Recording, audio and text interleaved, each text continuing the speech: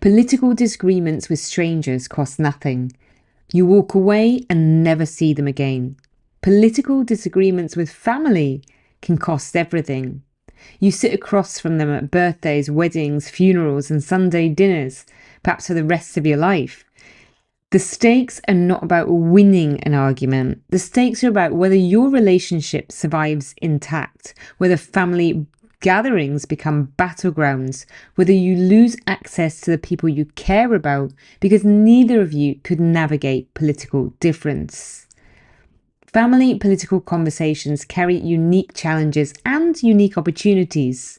The challenges are decades of history that can be weaponized, emotional bonds that make disagreement feel like betrayal, established roles that can constrain how you speak to each other, witnesses who amplify conflict, and the knowledge that this conversation will not be the last.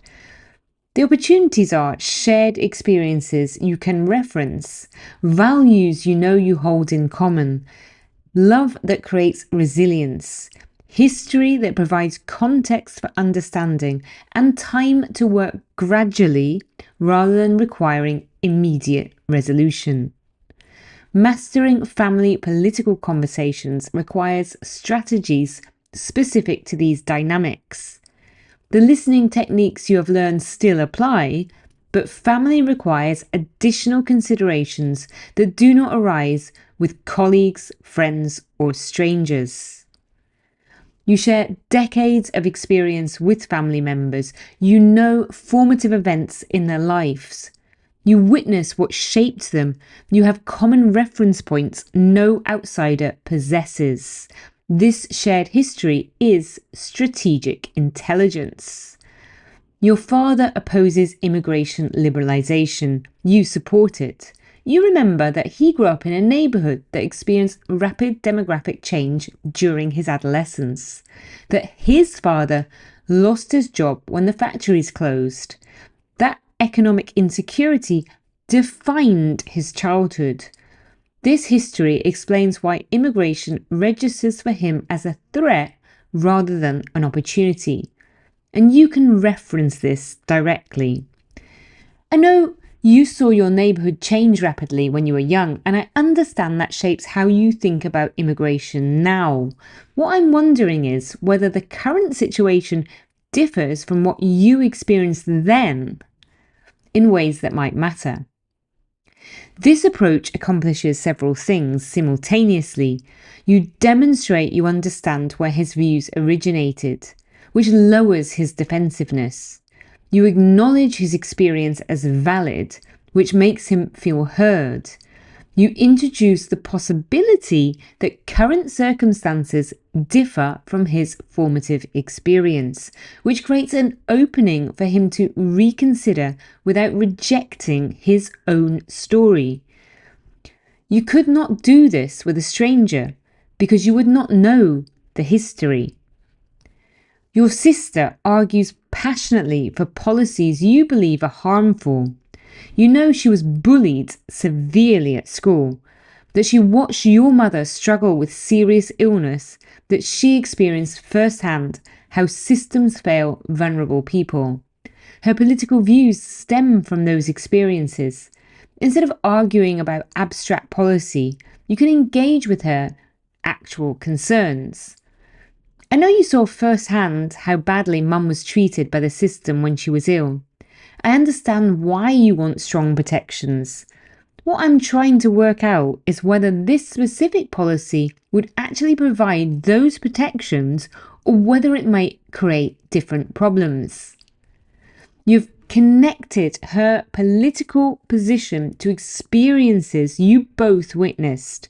You have validated why those experiences matter. You've created space to discuss whether her proposed solution addresses the problem she genuinely cares about. This conversation is only possible because of shared history. Every family has values they claim collectively, whether or not individual members live up to them consistently. These values provide foundation for political conversations because they represent shared commitments that you can reference. Your family values hard work and self-reliance. Your uncle argues for minimal government assistance. You support robust social programs. Instead of treating this as incompatible, you engage through the shared value. I know we all value hard work and believe people should be able to support themselves. Where I'm coming from is that I see social programs as enabling that self-reliance rather than undermining it. When someone can get healthcare without going bankrupt, they can stay in the workforce. When someone can afford childcare, they can work rather than staying at home.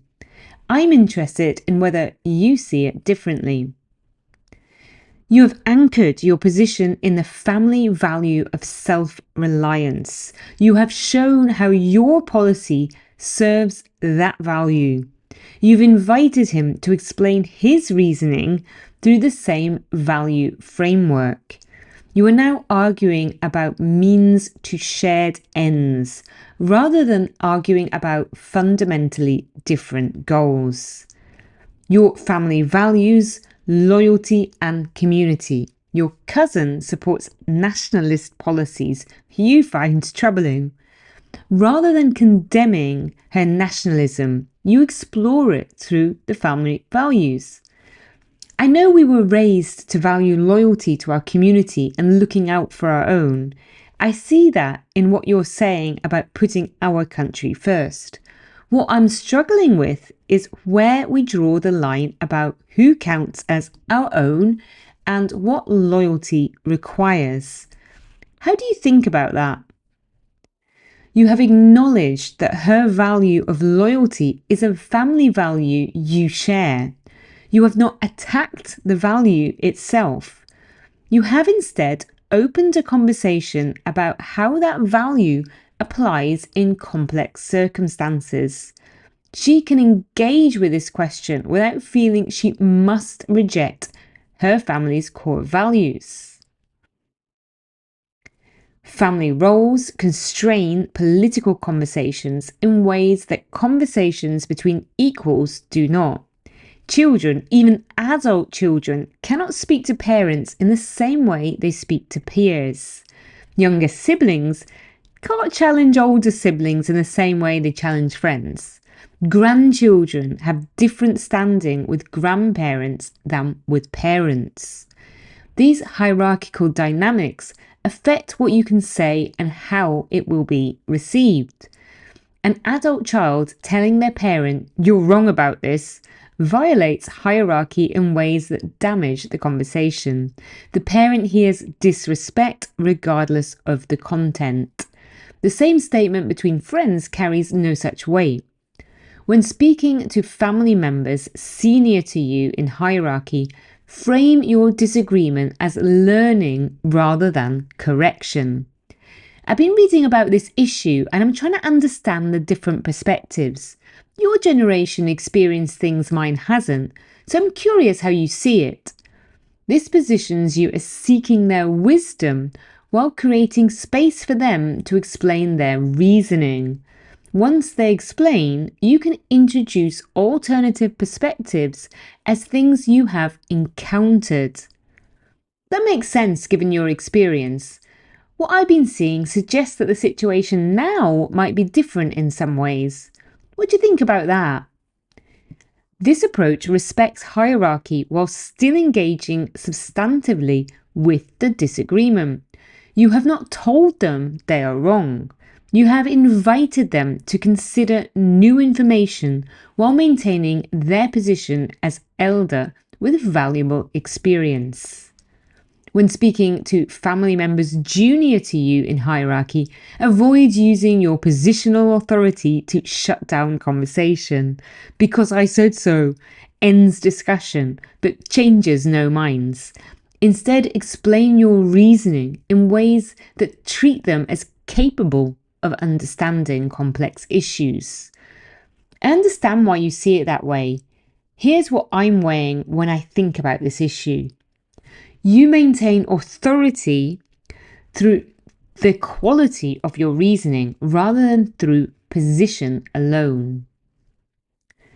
Family political conversations rarely happen in isolation. Others are present: spouses, children, siblings, extended family. These witnesses change the dynamics fundamentally. People perform for their audiences. They dig in to save face. They cannot concede points without appearing weak in front of others. Productive conversation becomes nearly impossible. When political topics arise at family gatherings, you have 3 options. First, you can redirect immediately. I'm not sure that this is the time or the place for this conversation. I'll be happy to discuss it with you privately later if you want. This prevents the audience effect whilst leaving open the possibility of genuine engagement later. Second, you can establish ground rules that everyone present agrees to.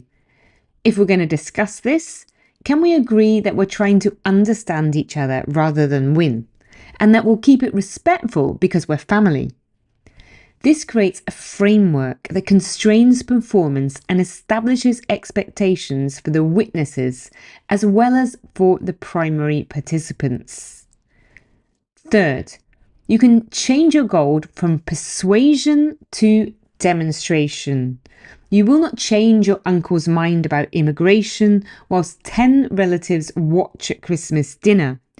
You can demonstrate to everyone present, especially younger family members, how to engage with political disagreement respectfully.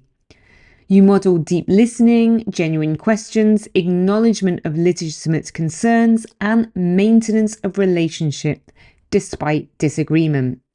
This demonstration serves a purpose even when it does not change the immediate participant's mind. The worst option is engaging in genuine debate whilst an audience watches. You will both perform rather than engage. You will say things you do not mean. You will damage your relationship for the sake of appearing to win in front of others. Avoid this entirely. You will have many conversations with family members over years or decades. You do not need to change anyone's mind in a single discussion. This long-term horizon gives your greatest strategic advantage over other types of political conversation. Plant seeds rather than demanding immediate agreement. Introduce one piece of information they had not considered. Ask one question that makes them think.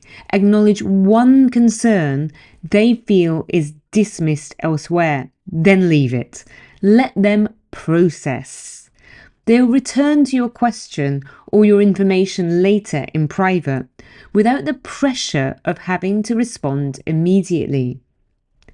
Your brother holds views on climate policy you find inadequate.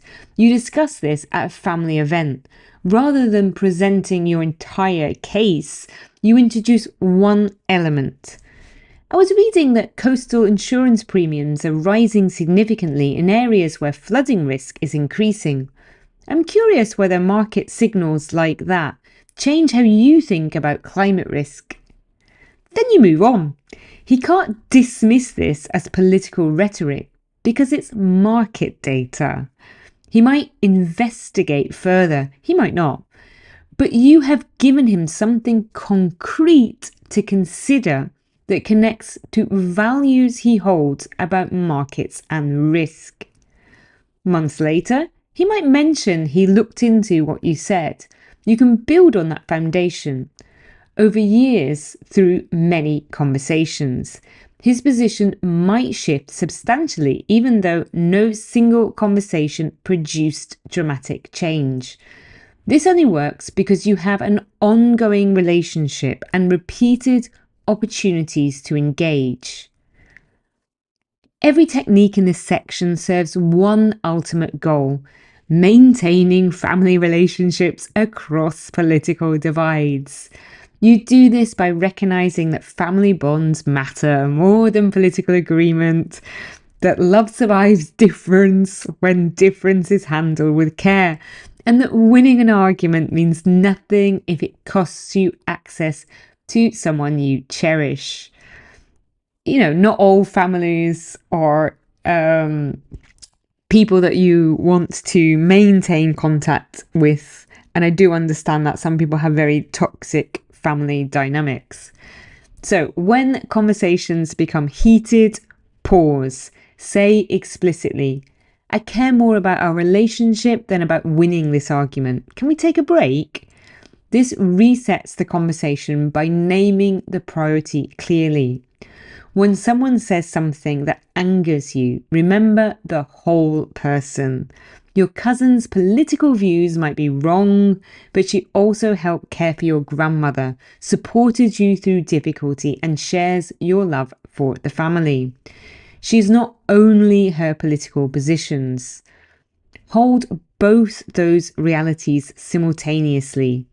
When disagreement threatens to become rupture, choose relationship. You can continue working together to change their minds over time. You can't repair a relationship you have destroyed through political combat. The person who maintains connection across political difference retains influence indefinitely. The person who burns a relationship in pursuit of immediate victory loses all future opportunities to influence. Family political conversations test whether you can love people while disagreeing with them profoundly, whether you can maintain connection across divides that split nations, whether you can honour shared history while navigating different futures. Master these conversations and you prove that political polarization need not destroy human bonds. Fail and you can join the countless families fractured by politics when relationships mattered more than any policy ever could. I say that in the full knowledge that I've had many of these issues with my family. I've got very different political views to my family, and I feel my mother votes against her interests, for example. But not only that, I have lived in Europe for most of my life, and my mother voted for Brexit, which has now left me in a precarious situation in the chosen country that I want to remain living in. I managed to get permanent residence, but still it's, tricky. I tried using emotional techniques before the referendum, like that, if Brexit goes through, I'll have real difficulties getting a doctor and all these things. But it seemed that her peers and community managed to persuade her with different emotional arguments, I think. And I thought the emotional arguments would work better on her than logic would. And I thought, me being her daughter, she might care that I had healthcare, for example. Unfortunately, not. But, I still maintain contact with her and I try my best to forgive her for that. I see, that she was influenced a lot by misinformation, micro-targeting on Facebook, as well as the place where she lives and the people that she's surrounded by. And, I don't think she was intentionally trying to harm me. You might have some similar stories to tell. If you do, please feel free to comment and we can share our family woes together.